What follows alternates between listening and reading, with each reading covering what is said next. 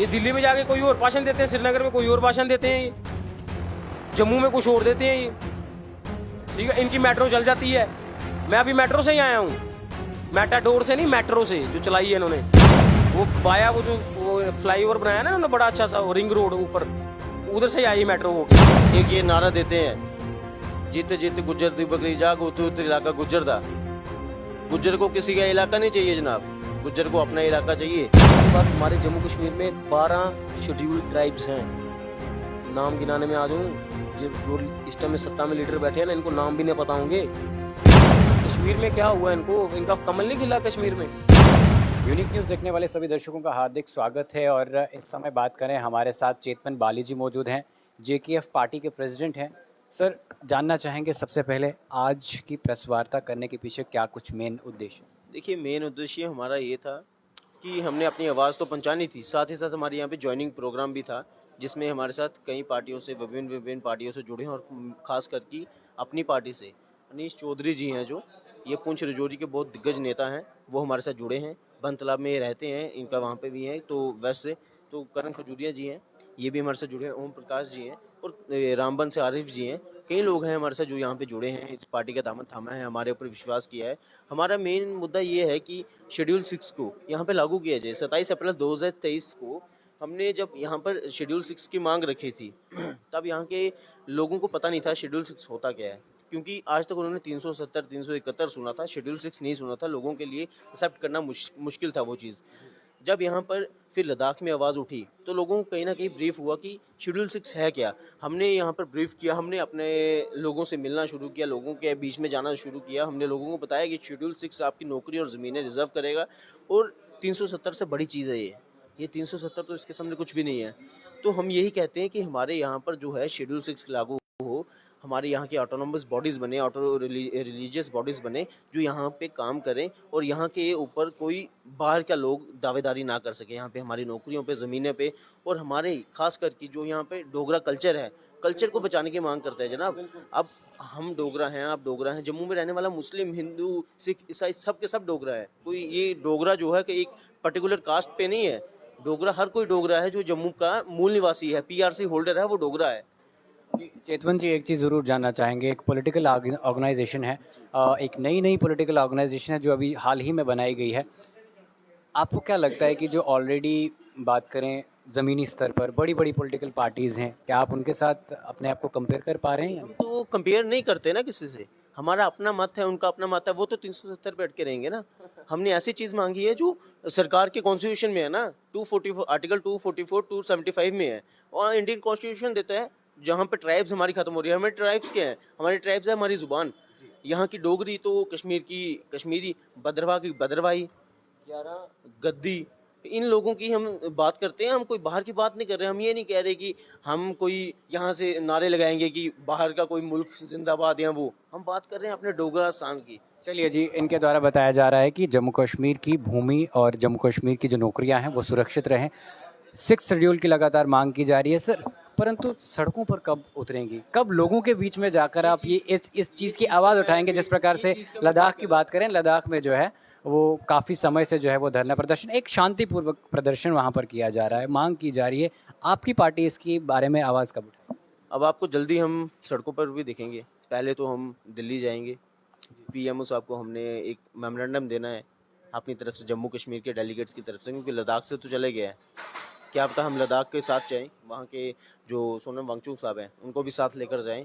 जम्मू कश्मीर लद्दाख सिर्फ कागज़ों में अलग हुआ है, दिल हमारे मिलते हैं। हम तीनों भाई हैं, तीनों क्या, हम गिलगित बल्तिस्तान की भी बात करें, जल्दी वो हमारे साथ भी होगा, चिंता मत करें आप, वो भी हमारे साथ ही होगा।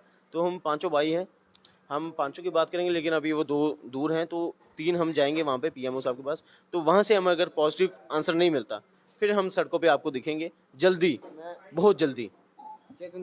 आपसे, हाँ सर, आपसे भी जानना चाहेंगे, इस पार्टी में जिस प्रकार से हमें यहाँ पर दिख पा रहा है, हम देख पा रहे हैं ज़्यादातर यूथ जो है इस पार्टी में शामिल हैं, और किस तरह से देखते हैं आपको, क्या एम आप लेकर जो है वो चल रहे हैं भविष्य? देखो, ये ना सतयुग है ना द्वापर है, ये कलयुग है।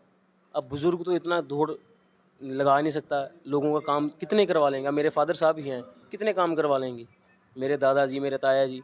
यूथ को आगे आना पड़ेगा। एक बहुत बड़ा मोटिव है यूथ को आगे लाने का। अगर यूथ पॉलिटिक्स में आएगा, यूथ सियासत में आएगा तो नशा ख़त्म होगा किस हद तक। दूसरी बात, हमारे जम्मू कश्मीर में 12 शेड्यूल्ड ट्राइब्स हैं। नाम गिनाने में आ जाऊँ, जो इस टाइम में सत्ता में लीडर बैठे हैं ना, इनको नाम भी नहीं पता होंगे। गद्दी ब्राह्मण, सिप्पी, शीन, डार्किक, गुज्जर, बकरवाल। चलना मेरे साथ कभी आप, मैं आपको लेके चलूँगा सर गद्दियों के गाँव में, ठीक है। वहाँ पे 6-6 महीने लोग 6-6 महीने का राशन लेके चले जाते हैं ऊपर, 6-6 महीने बाद नीचे नहीं आते। जहाँ से ये लोग इलेक्शनें जीतते हैं ना, क्या बात करते हैं आप। ये पार्टी, भारतीय जनता पार्टी तो दावा कर रही है हमें इन्हें रिजर्वेशन दी, वो काम हमने करके दिखाया, जो काफ़ी समय से वो पार्टी तो दावा कर रही है ना। अब ये खोखले दावे हैं ना, जुमलेबाजों की सरकारें हैं ये। अब कश्मीर में क्या हुआ इनको, अब कश्मीर में क्या हुआ इनको, इनका कमल नहीं खिला कश्मीर में। वो ये तो बोल रहे थे बड़ी अमन शांति है हमारे साथ, लाखों के हिसाब से हमारे जब जलसे होते हैं लाखों की भीड़ होती है। अरे भीड़ इकट्ठी करने में तो हम भी कर लें। एक जलसा होता ना, जलसा वो होता है कि 20 लोग बैठकर अगर बात कर रहे हैं, ठीक, जैसे हम 20 बैठे हैं, ठीक है, इनसे पूछ लो किसी को लालच दिया किसी चीज़ का, मैंने पूछ लो। मेरे फादर की उम्र के भी हैं, मेरी मुद्दे की बात करनी चाहिए, फैक्ट पे बात करनी चाहिए, सच्चाई की बात करनी चाहिए।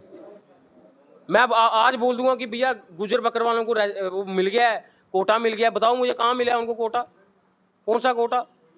अगर कोटा दिया होता तो ये कोटे के ऊपर लड़ते नहीं क्या, अनंतनाग की सीट ऐसे खाली छोड़ देते महबूबा मुफ्ती के पीछे हैं। क्या बात करो, ग्राउंड पे काम ही नहीं किया इन्होंने। देखो इनका जुलूस इसलिए दिखता है कि इनके पास Z+ सिक्योरिटी है, ठीक है। अब मैं ही हूँ, मैं गरीब परिवार से हूँ, मुझे पता है कि ये लीडर आया है तो मेरा कुछ नहीं तो चलो दाल फुल्का ही कोई गुजारा कर देगा, मेरे बेटे की नौकरी लगवा देगा, मेरे भाई की नौकरी लगवा देगा, मेरे अंकल की कहीं पेंशन लगवा देगा। वो इसके पीछे दौड़ते हैं, इनके पीछे कि जनाब एक बारी वो बात करने जाते हैं, कभी आप उनसे पूछना कि आप क्या करने आए यहाँ पर, ये जवाब नहीं दे पाएंगे। वो बोलते हैं कि हम इनको देखने नहीं आए, इनका भाषण सुनने नहीं आए, हम इनको बोलने आए हमारी उधर जमीन का मसला है वो हल कर दो, तो वो हल कर दो। इनके भाषण सुनने आ कौन रहा है। ये दिल्ली में जाके कोई और भाषण देते हैं, श्रीनगर में कोई और भाषण देते हैं, जम्मू में कुछ और देते हैं ये, ठीक है। इनकी मेट्रो चल जाती है, मैं अभी मेट्रो से ही आया हूँ, मेटाडोर से नहीं, मेट्रो से जो चलाई है इन्होंने। वो बाया वो फ्लाईओवर बनाया ना उन्होंने बड़ा अच्छा सा, रिंग रोड ऊपर, उधर से आई मेट्रो होके, तभी इधर उतारा मुझे MS स्टेडियम के पास। एक ये नारा देते हैं, जीते जीते गुज्जर दी बकरी जाग, तो इलाका गुज्जर था। गुज्जर को किसी का इलाका नहीं चाहिए जनाब, गुज्जर को अपना इलाका चाहिए, गुज्जर को अपने बच्चों की नौकरियां चाहिए। अब कल्चर उनका भी है जनाब बकरियां चलाना, लेकिन वो भी कहीं ना कहीं सोचते हैं कि अगर हमारे बच्चे को सरकारी नौकरी मिल जाएगी, IAS अफसर नहीं बने मैडम, तो हमारे बच्चों को सरकारी नौकरी मिल जाएगी तो ठीक है। थोड़ा सोचिए इस पे, मैंने जो चीज़ बोली उस पर थोड़ा सोचिएगा। ये बयानबाजी से अच्छा उनको सरकारी नौकरियां दे, नौकरियां क्रिएट करे जम्मू कश्मीर में। हमारे गुज्जर बकरवाल भाई, हमारे डोगरा भाई सारे जो हैं नौकरियां करे, कोई भी यूथ जो है अनएम्प्लॉय ना रहे। चलिए जी, बात करें JKF पार्टी के प्रेसिडेंट हमारे साथ इस समय मौजूद थे और इनसे बातचीत करने पर ये पता चला कि 6 शेड्यूल की मांग जो है वो लगातार की जा रही है और साथ ही साथ कुछ सवालों के जवाब इन्होंने बड़े तीखे दिए। जिस तरह से बात करें भारतीय जनता पार्टी की जो दावे थे उनको जो है पूरी तरह से खोखले बताया और खोखले दावे जो है उनके द्वारा किए गए हैं। तो क्या कुछ बातचीत रही और लगातार 6 शेड्यूल की मांग को लेकर ये लोग जो है वो दिल्ली में भी अब डेलीगेशन अपना देंगे और आगे की क्या कुछ कार्रवाई रहेगी वो इनके द्वारा बताया गया। इस तरह के अपडेट्स पाने के लिए आप जुड़े रहिए दैनिक न्यूज़ के साथ। मुझे दीजिए इजाज़त, नमस्कार।